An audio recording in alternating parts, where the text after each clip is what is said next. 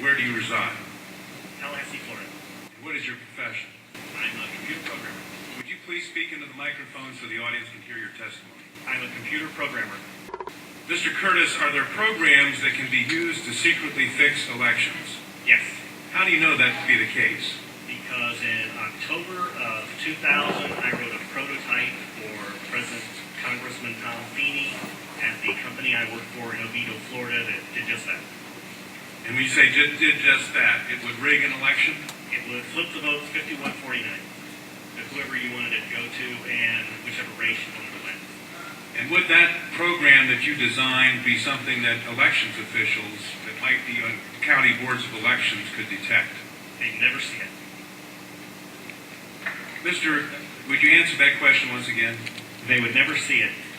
So how would such a program, a secret program that fixes the election, how could it be detected? You would have to view it either in the source code, or you'd have to have a receipt and then count the hard paper against the actual vote total. Other than that, you won't see it. All right, Mr. Curtis, if you had been asked, you or others with your professional expertise had been asked to design a protected program that would protect the Ohio elections from against such software to fix the election, could you have done so? If we've been asked to make a program that can fix the election, sure, anybody can do it. No, could you have designed a program or a procedure or a protocol that would have protected Ohio against this kind of rigging? No, you have to look at the source code. You have to get probably programmers from both or all parties to look at the source code and determine if there's anything in there that shouldn't be there. I mean, it's a simple program. You're adding 1 to a person's total. It's 100 lines of code tops. All right.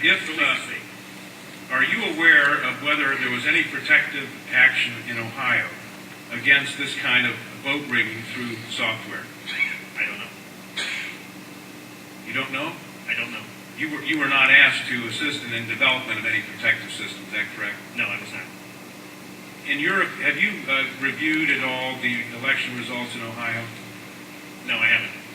Given the availability of such vote rigging software and the testimony that has been given under oath of substantial statistical anomalies and gross differences between exit polling data and the actual tabulated results, do you have an opinion whether or not the Ohio election, presidential election, was hacked? Yes, I would say it was. I mean, if you have exit polling data that is significantly off from the vote, then it's probably hacked. And your testimony is under oath? Yes, sir. And the testimony you've given is true? Yes, sir. Thank you.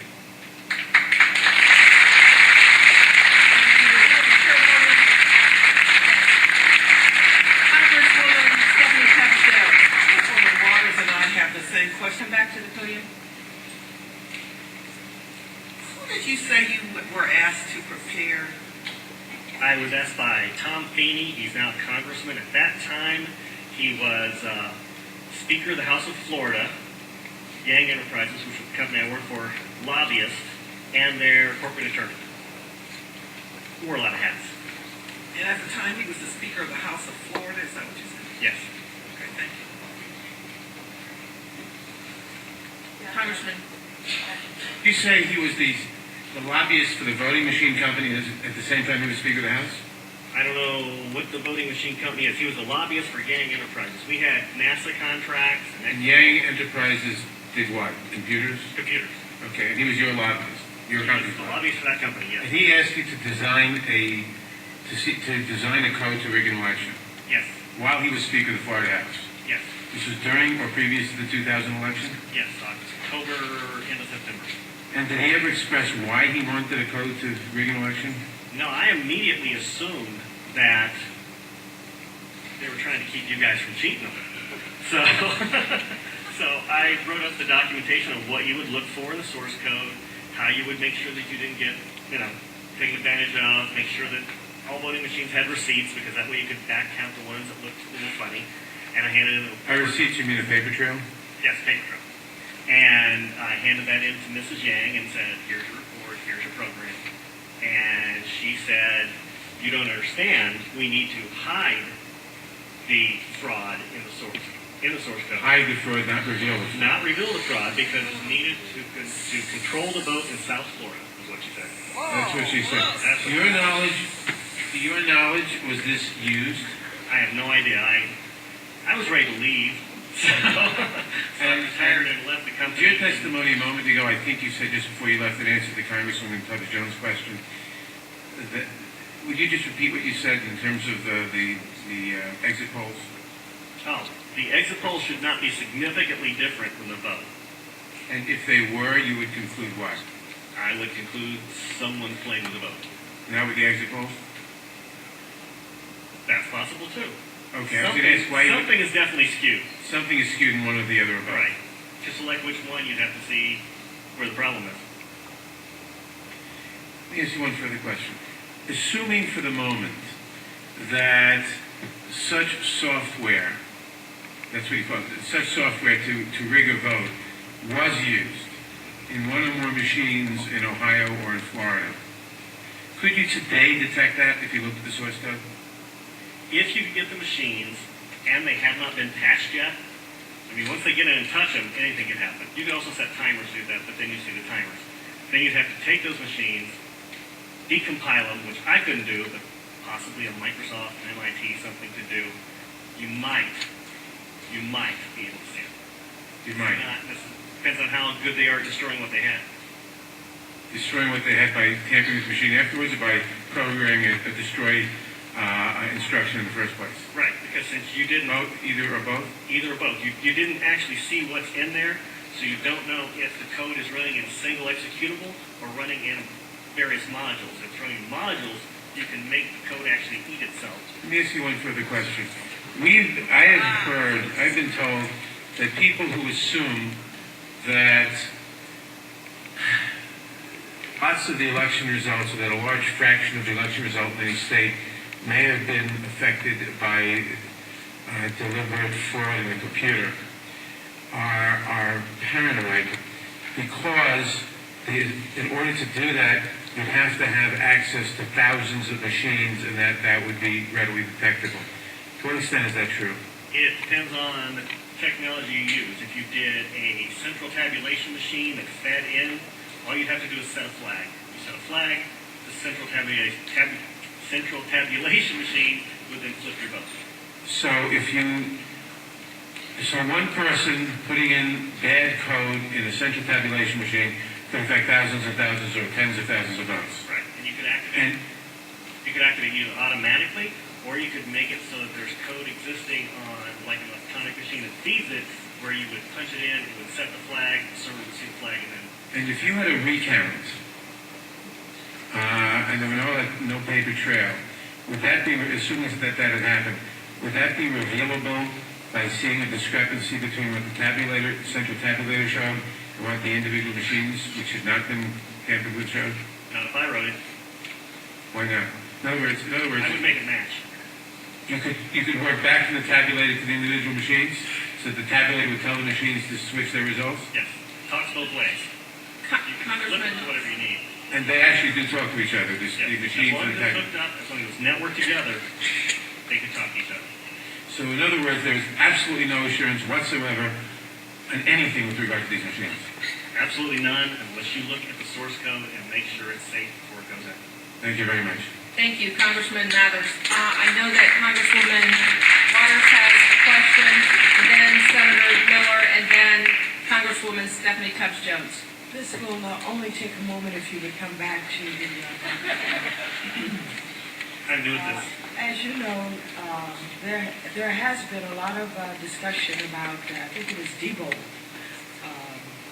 company, their relationship to the president and the administration, and supposedly comments about helping to ensure that the president was reelected. In your world, in your environment, have you heard any of this kind of discussion? Do you know people for Debo? Do you have any sense of any actions that may have been taken?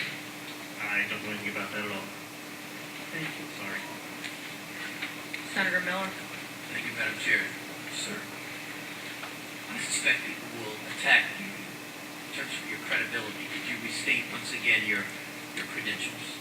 I'm a programmer. I worked for NASA, worked for ExxonMobil, worked for War Department of Transportation, and other elements of my story, because this company, well, let's get into it. Why not? This company also, they have NASA contracts, and they were basically downloading tons of information, I mean gigabytes worth, and handing off to this little Chinese guy named Henry He. And it seemed right, and he was hacking things, and I wrote a program for DOT that allowed contractors to send their information into DOT, and he was kind of the quality assurance guy for software. He put a wiretapping module in the program that went out to the contractors so that it actually sent everything they sent back to Yang. So I reported all this, and just last March, I think, he was arrested for attempting to send anti-tank missile chips to the capital of Communist China. If that's correct, this is such a small thing. Of course, I think he only got a $100 fine. And no time. Thank you. Congresswoman Stephanie Tubbs Jones. Thank you. Thank you. We are now going to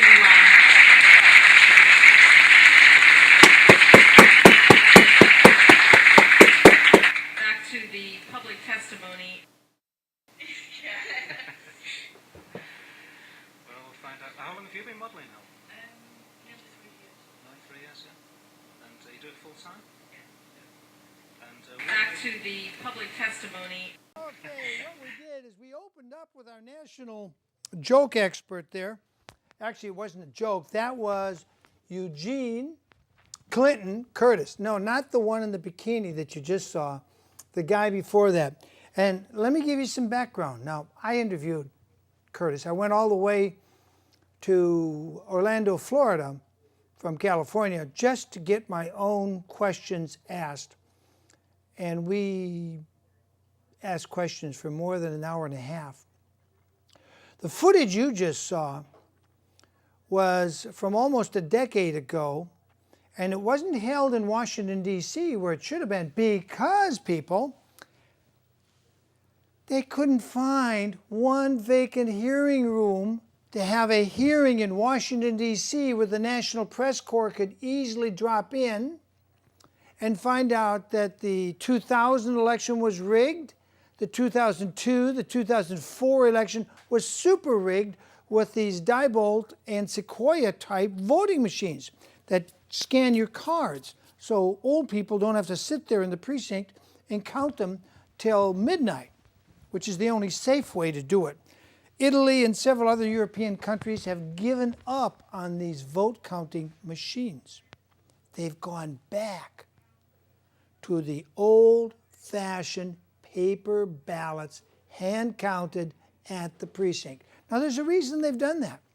They found out very quickly when you trust politicians to set up a government agency to count the votes always come out the way the politicians want it to come out. So Italy did away with it. Several other nations in Europe have gone to this system. America is still sucking on a defective system.